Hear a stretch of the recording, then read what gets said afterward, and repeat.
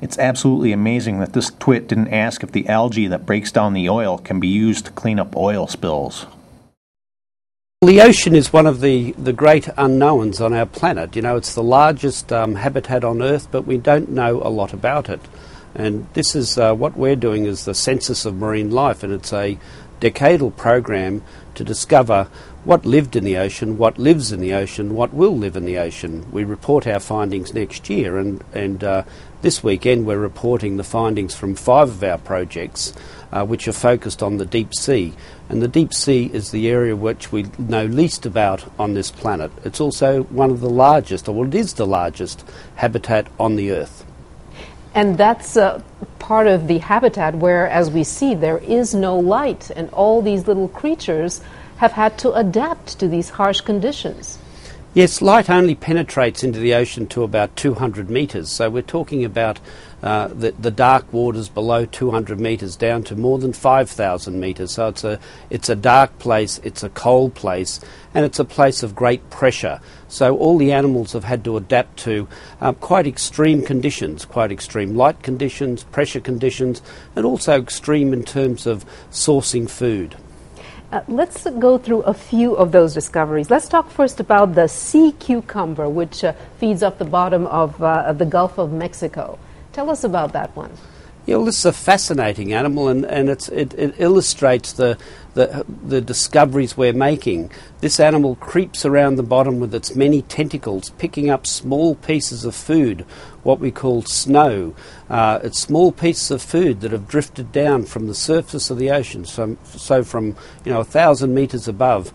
And after it's fed, it then has to move to find more food, so it transforms into a swimming animal, a swimming sea cucumber, which is extremely unusual and one of the really novel discoveries of the Census of Marine Life. Oh yeah, there it looks like a cucumber, but initially I thought it looked like a jellyfish, actually. It is incredible. Yes, it transforms itself. It is so beautiful. Animal. Yeah. I wanted to ask you about this tube worm, which actually sort of drills for oil. Tell us about it.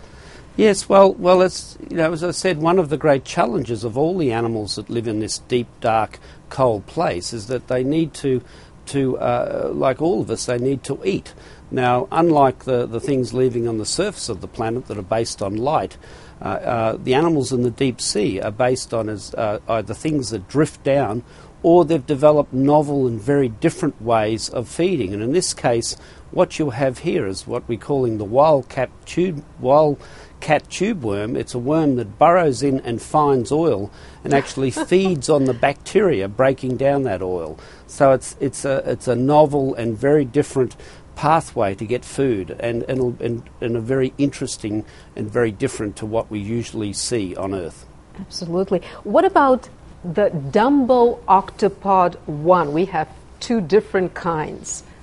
Well, there's more than 2. There's several different kinds, and this again is like the flying elephant, and in the cartoon character. This is a winged octopus, and again, most octopus aren't winged. It's what we call a primitive octopus.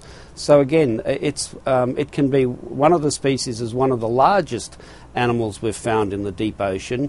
So these occur down to 3,500 metres. We've found them so far, and they swim around and looking for food or other animals to feed on.